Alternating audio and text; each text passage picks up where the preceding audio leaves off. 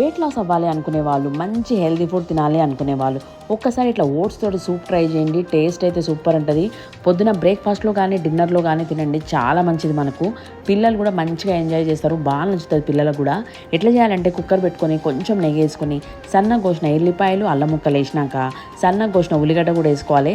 ఇక కూరగాయలు మీరు ఏం తింటా వేసుకోండి. నేనైతే సన్నగా కోసిన క్యాప్సికమ్ వేసిన, నానబెట్టిన కొన్ని పల్లీలు, మొలకెత్తిన పెసర్లు, ఒక 2 గంటల ఓట్స్ కూడా వేసి ఒక్క నిమిషం ఫ్రై అయిపోయినాక సన్నగా కోసిన టమాటా కూడా వేసి మంచిగా కలిపేసి ఒక గ్లాస్ నీళ్ళు పోసుకోవాలి. ఇలాగే ఇప్పుడు ఉప్పు కారము మీ టేస్ట్ తగ్గట్టు వేసుకోండి. కొంచెం ఉప్పు, కారము, పసుపు, కొంచెం కొత్తిమీర కూడా వేసి కొన్ని పాస్తా కూడా వేసిన. ఎందుకంటే ఆ పాస్తా కోసమని హెల్తీ ఫుడ్ తింటారు కదా పిల్లలు, అందుకని ఏదో ఒక మాయమంత్రం అయితే చేయాలి మనము. కొన్ని పాస్తా వేసి మంచి కలిపేసి కుక్కర్ పెట్టి ఒక విజిల్ ఉడికియాలి. ఇట్లా ఒక విజిల్ ఉడికిన తర్వాత ఇలా మన కూరగాయలు, ఓట్స్ అన్నీ మంచిగా ఉడికిపోతాయి.